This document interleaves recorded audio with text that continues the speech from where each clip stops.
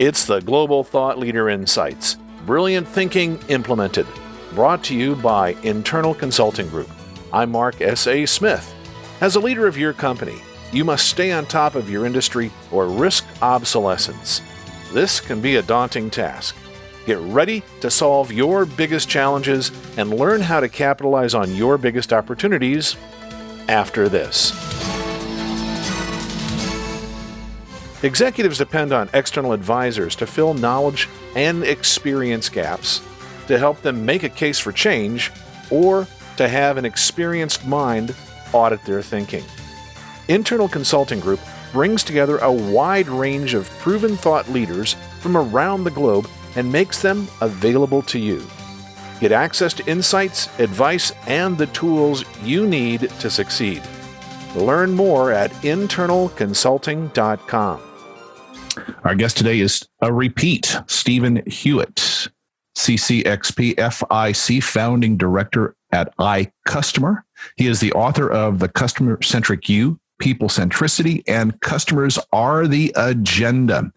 And he is an expert in the customer experience that creates a unique competitive position in the marketplace. He is an ICG global thought leader, and we are going to talk about how the customer experience expectations are changing and how to create innovation in the customer experience to stay ahead of your competition. Welcome, Stephen.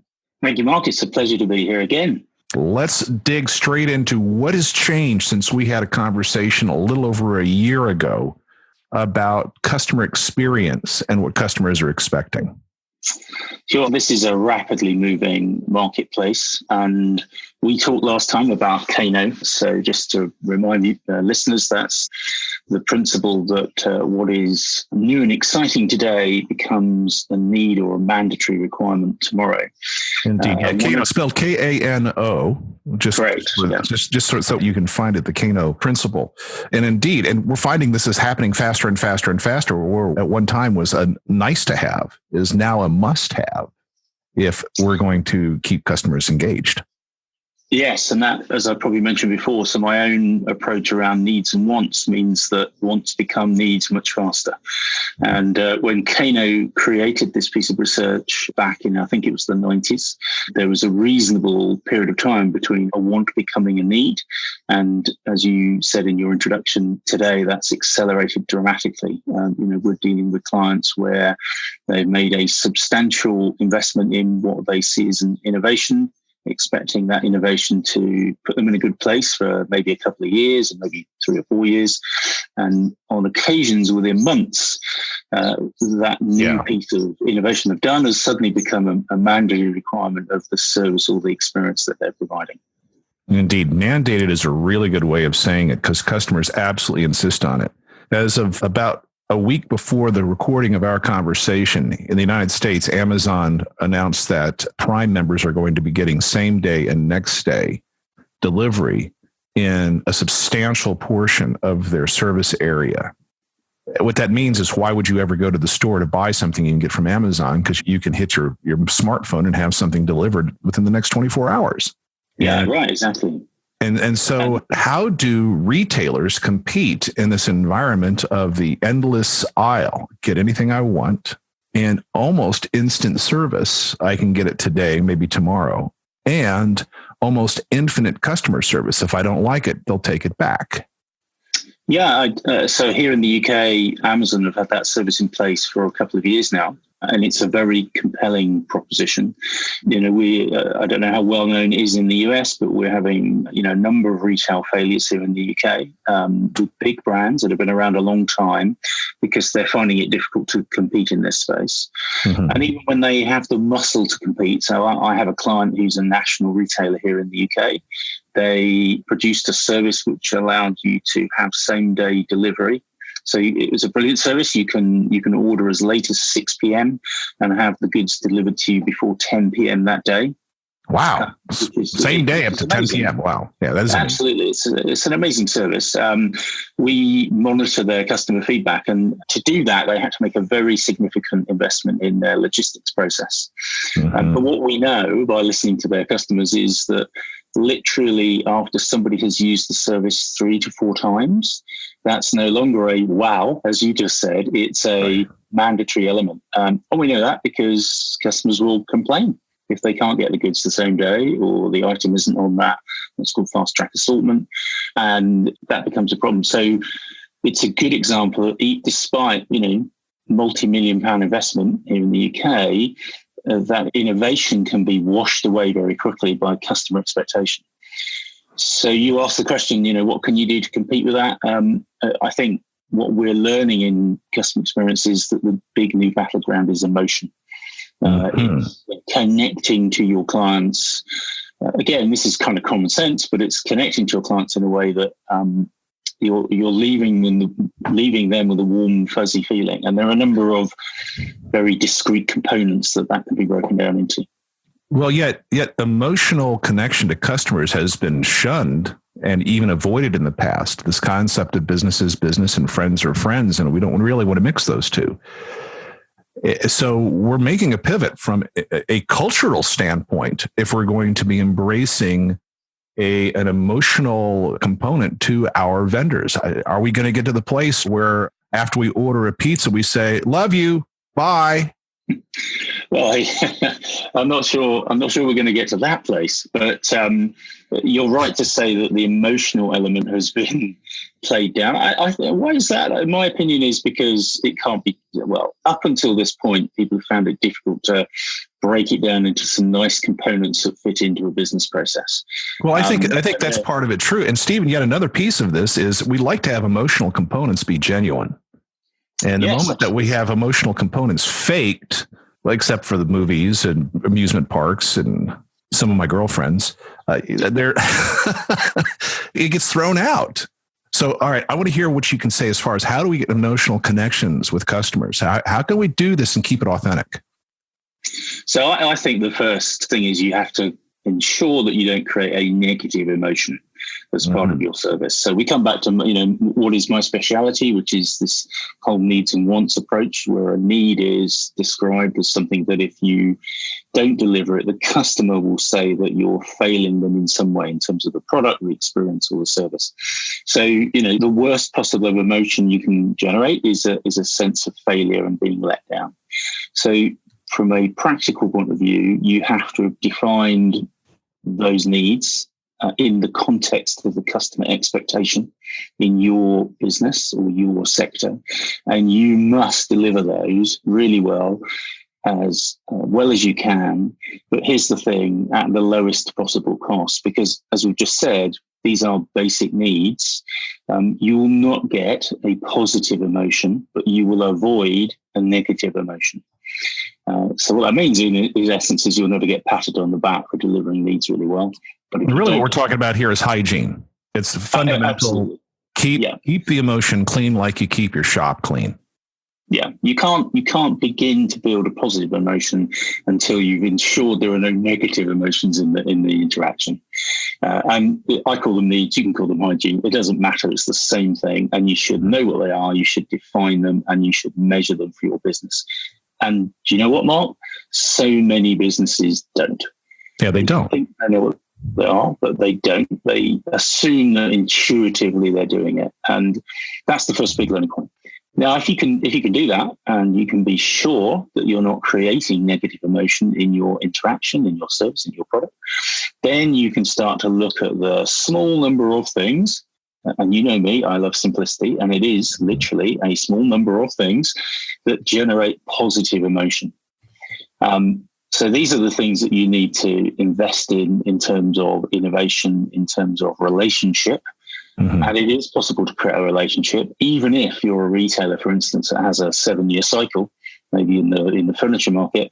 It's still possible to do that. But you have to have this very clear definition and breaking things down into this stuff I never get thanked for, but I have to do it really well.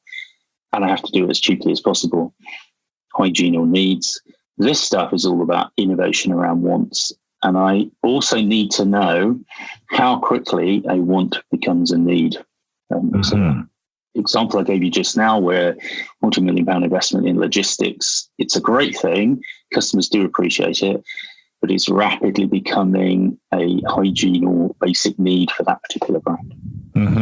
So is there a way for us to keep an eye or measure this shift from want to need to determine the velocity of it? Or boy, I have so many questions that have just flooded into mind. That's the first one. The second one is this along the lines of the traditional Moore curve, adoption curve, crossing the chasm type of thing, where you have certain customers that'll be ahead of the curve making certain demands and other customers will not really care for a while? Yeah, so that's definitely a factor. I think the first question is to answer about, how do I know the velocity of the change? That is a challenge, but I would argue, and I do argue to boards, that must be a fundamental component of your investment strategy. It's no longer acceptable to not know how quickly your innovation around products or services or experiences is going to last. And there are a number of factors to that. Obviously, what you do affects your marketplace, but of course, what everybody else does affects your marketplace. And increasingly, it's not nicely layered into verticals now. So somebody making a change in the insurance industry to a new innovation, that will quickly translate itself across to things like banking. And even indeed. So the first question is, don't just look at your industry, look at the wider customer experience and what people expect. And then you have to have a defined view of how quickly the Kano effect or the transition from wants to needs is going to last for any particular investment process that you're making. I'll give you an example. So we worked recently with a large international media company. They essentially buy licensed material from the Hollywood studios, and then they relicense and resell that material to a number of what's called platforms around the world. So the platform might be a mobile phone company in South America, or it might be Sky here in the UK. And part of the distribution process is these things used to be originally sent on big tapes. More recently, they get transmitted electronically, and now it's all about cloud distribution. Now, that company had been investing a significant amount of money in a cloud distribution network, so they could upload the content to the cloud, and the mobile phone operator in South America could download it and play it out across their mobile phone platform. What we discovered when we started asking these questions is the clients of that company were saying, well, do you know what? Actually, this big innovation that you're doing, where you've spent millions of dollars investing in a cloud platform, yes, we really want that, but actually we wanted it 2 years ago. So that's right. That's not an innovation now. That's something we need. That's a hygiene factor.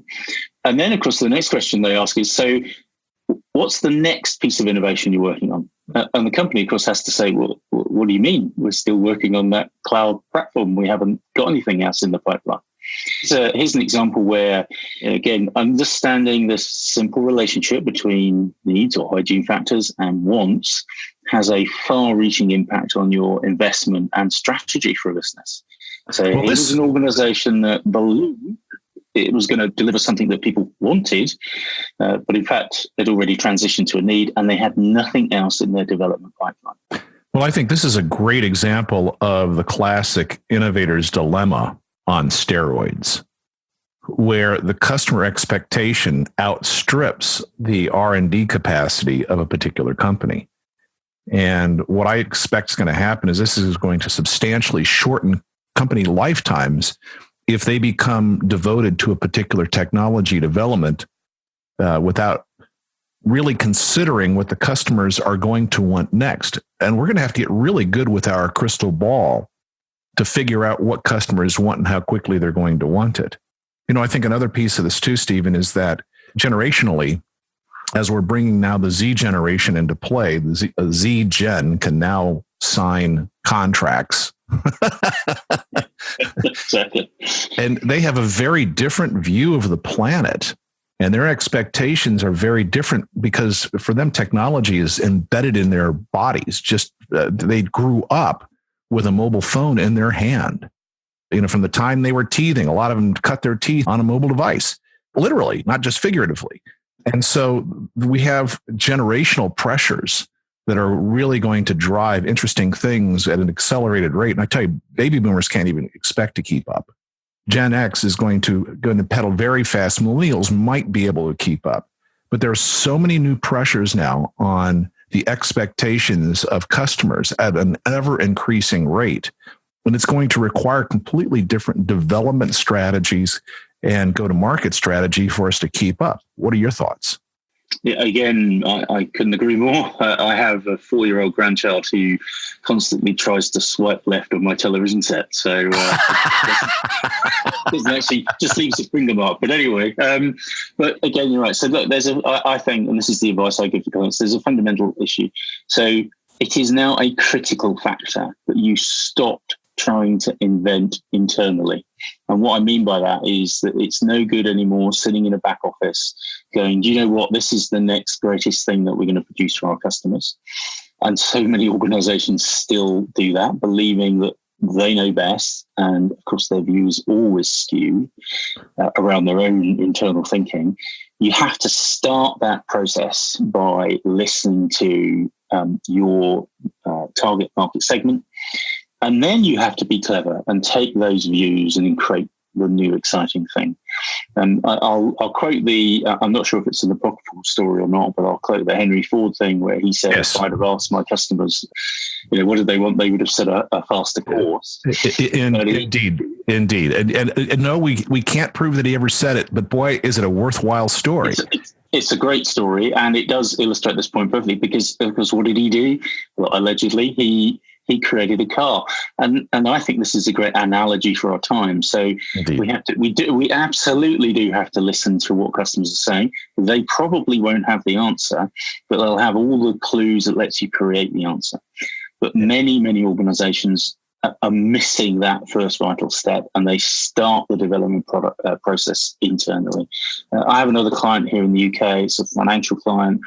They spent millions of pounds producing 25 new products last year. They sold 2 of them. These are software package products. They sold hundreds, thousands of them, but they only sold 2 of the 25 new products. That's just because they were not aligned with their clients. It's as simple as that. We'll be back with more after this. The world is moving fast. It's difficult to keep up. Your executive team needs new ideas to keep them ahead of the competition. Download and share the Internal Consulting Group's monthly executive magazine, The Insights Review. Every issue includes thought leadership and ideas that you can leverage to solve issues and harvest opportunities facing you. Get your complimentary copy from internalconsulting.com/publications. Well, as the executive of the organization, your job is to steer the company to where the customer money will be in the future. There is no other reason. There is no other option. There is no other behavior. There is no other focus. And so understanding where customers are going to be in the future, want to spend money in the future, requires a lot of thought, a lot of insight, a lot of conversation. It also means that you have to be able to align yourself with customers who are thinking ahead versus trailing behind. And I think that the real point of innovation today is getting your hands and head wrapped around your customer parade and knowing where that parade is heading. And so you can start to open up stands along the parade route so people are going to buy things as they pass you by. Is that a reasonable metaphor? I think it's a very good metaphor, and I'd augment it a bit by saying that going back to the conversation we had earlier about velocity.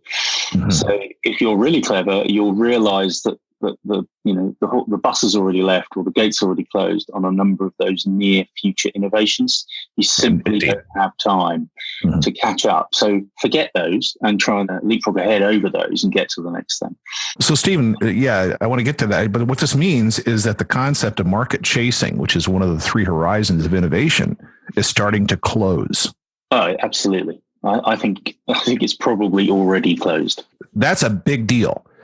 Listener, you've heard a couple of really massive thought bombs here, one of which is the fact that H1, which we've typically talked about even on the show, is becoming less and less relevant as a business model. The second big one is the critical factor is you've got to stop internal invention. And I believe that what we replace that with is marketing. Yep. It's not just invention. It's about marketing. It's about understanding the market. Please carry on, Steve. I was going to say, so I do think that the pure definition of marketing in the sense you're using is correct. However, again, I see lots of marketing, which is not true marketing. It's trying to promote an old idea or an old concept that people have moved on beyond. Mm-hmm. And, at the risk of upsetting a lot of marketing directors, I think a lot of marketing is by its very nature internal. Yes. So it's the internal department saying, this is what we're going to sell. This is what we're going to promote to our customers. The really, the best possible marketing is the one that fully embraces understanding the customer. Now, your listeners will probably say, well, that's obvious. Yes, it is obvious, but time and time and time again, I go to organizations that simply are not doing that. They're still running on a 1990s version of marketing. Well, yeah, they're calling up their agencies and saying, put together a pitch for us. And so they have ad agencies guessing. They're not even getting it internally. Yeah, absolutely. So the ad agencies are, even one more step away from the organization. So it's even worse, isn't it? Mm-hmm. So how can we pivot our companies to better embrace the future view of our customers?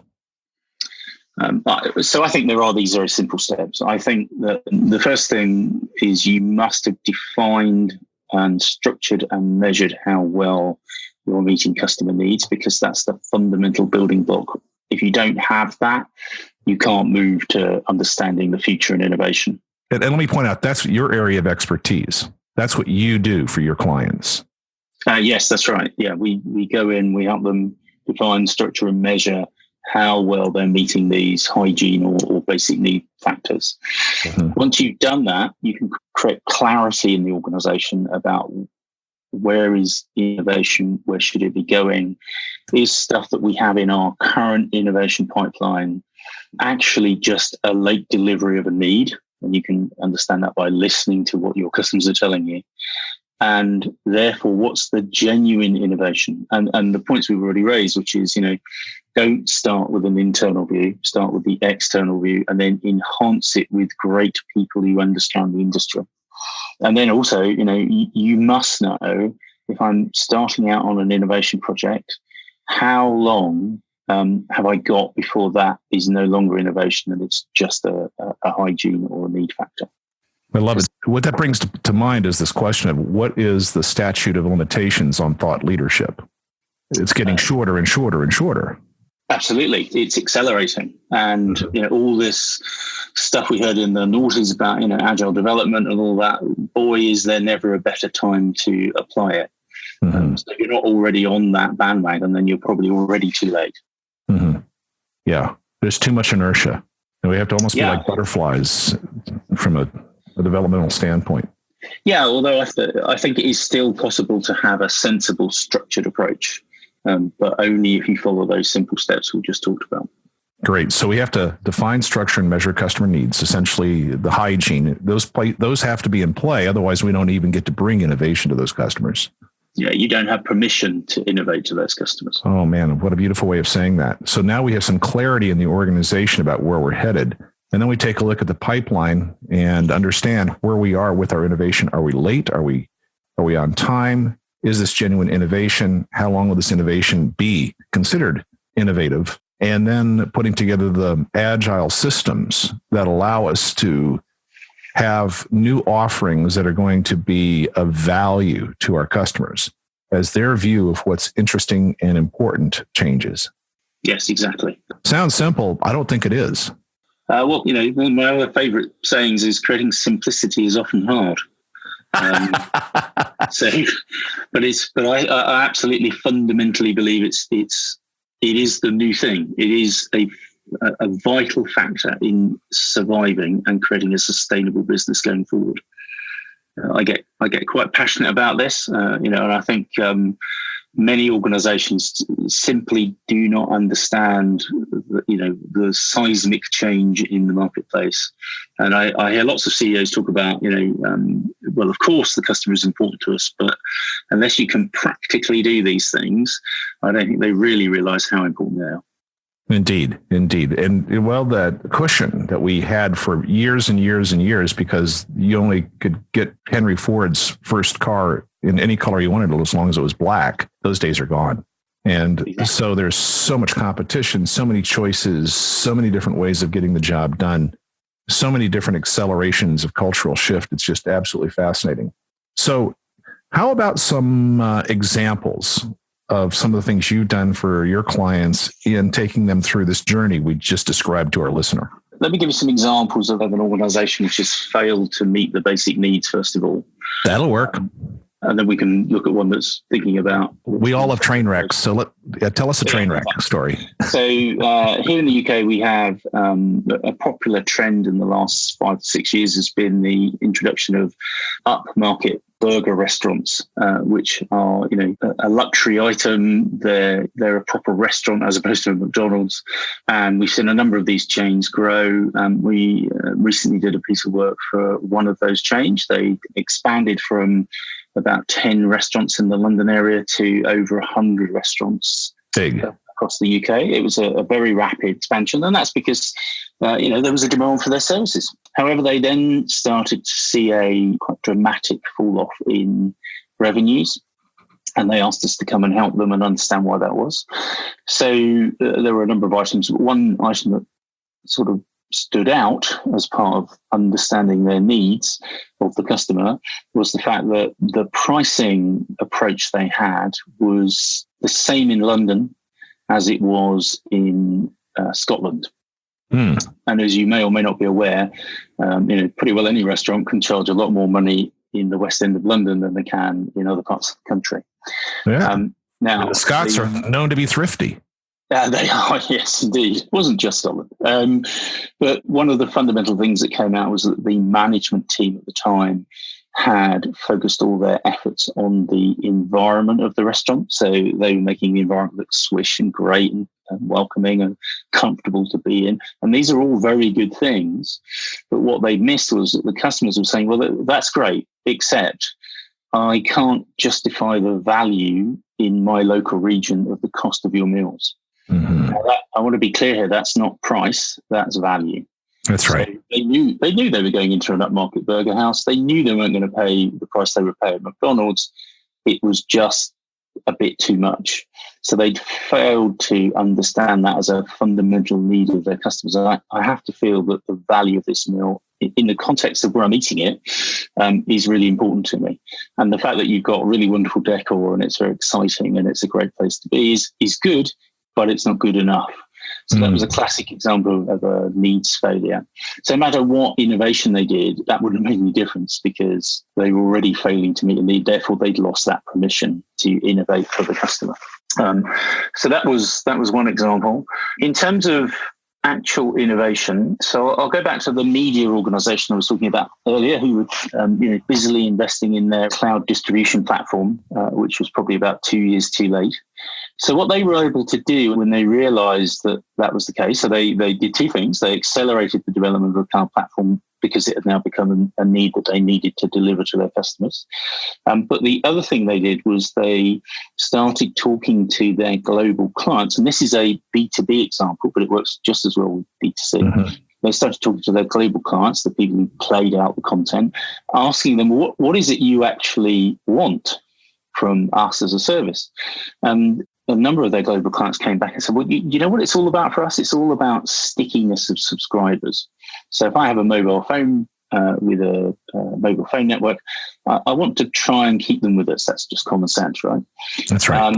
So one of the things they have started development on is a product which allows the user, the end user, the consumer, the person who has the phone, to actually curate genre content. So what that means in simple speak is if I love fishing, not only can I bring together on my mobile phone, documentaries, news clips about fishing. I can bring in interesting website information about fishing. I can find news articles about it. And I can help to curate that myself as the end user, but the platform makes that easy to do. So it allows the consumer to curate their own content. Mm-hmm. And I think that's an interesting piece of innovation, because as you said earlier in the discussion, there are lots of people out there who live on their phones. Mm-hmm. Now, can they go do that themselves? Yes, of course they can, if they're prepared to put the time and energy in. Here's a platform which allows you to do it quickly and easily. And that's a genuine piece of innovation, I think. And it's driven from what the consumers of that kind of tech are telling the platforms. Indeed. And so this concept of allowing the consumer themselves to define their own experience, curate that experience, and do so that supports their identity, then more tightly connects them emotionally to their mobile device. And that really circles us back around to the beginning point of it's about connecting to the clients emotionally. And I'd like for us to spend just a few minutes talking about how you see we can do that, bring emotional connection innovatively to create that next level of innovation to our customers. So I think this is another critical point. So I think that it's often the really simple things that make a difference. And I think organizations also have to understand their place in a consumer's life. Mm-hmm. So if I'm a mobile phone network, my phone is very important to me. And therefore, you as the mobile provider, it's important that you do all the basic stuff. If I lose signal, that's a failure of basic needs. That's really mm-hmm. important. Mm-hmm. But the fact that I can get a warm, fuzzy feeling for a few seconds about the fact that, well, this is cool, isn't it? I can create stuff together. That's enough, actually. This emotional connection does not need to be grandiose. It does not need to be an all-encompassing life change where a consumer falls in love with a particular brand. There will be occasions when that happens. But for most brands, we're talking about, again, a small number of key things, momentary things that in the consumer's mind and memory and emotion are viewed as positive by them. Mm-hmm. And that's what businesses should be seeking out, not the grandiose plan, but the small number of simple things that just get people. So just liking something, that's it. Sufficient. It's that simple. Yeah. I think so. And, we all have lives, we all have families, we all have big things to do, worrying about, I see so many companies who fall into the trap of thinking that their product, service or experience is the most important thing in somebody's lives. Very occasionally it might be if you're in healthcare, but 90% of the time it's a momentary thing. So what we're looking for is small momentary blips where we go, that was cool, or I like that. And that's quite powerful. And if you can match that outcome to your innovation and delivery of your basic needs, I think you're in a pretty good place. Indeed. Well, I think it would probably take an entire day's conversation to explore how we can create those small momentary blips of emotion into a system. And I'm going to summarize that in my experience in a single word: culture. Yes. It ends up being the culture of your company that has the capacity of delivering those momentary blips of emotion. So I would add to that, I think it's also education. So everything we've spoken about in the last 40 minutes or so, none of it has been very complicated. It's all pretty straightforward. A huge amount of it is common sense. So the first thing we have to do is, I suppose you might call it, uneducate businesses who lock themselves into this, ridiculous internal view where they're still trying to market stuff from 20 years ago or 10 years ago. And you have to educate them to think in a different way.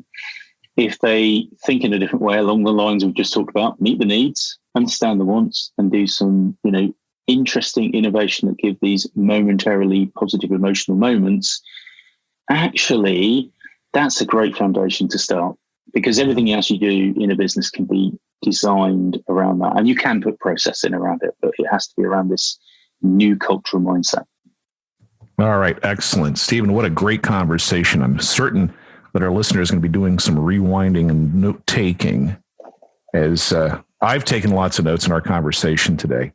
How does our listener get a hold of you to engage with you to figure out how to define, structure, and measure customer needs, and then create the path to a more powerful, competitive position that can be maintained and sustained?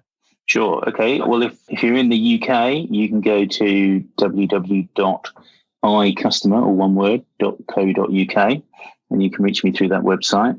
If you're anywhere else in the world, and we do have a number of international clients now, as far as New Zealand and the Middle East, then it's probably best to go to the ICG website.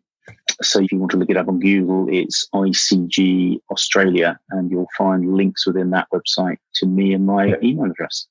And indeed, there's also links at the show notes page for this podcast. Thank you so much for joining us, Stephen. What a great conversation.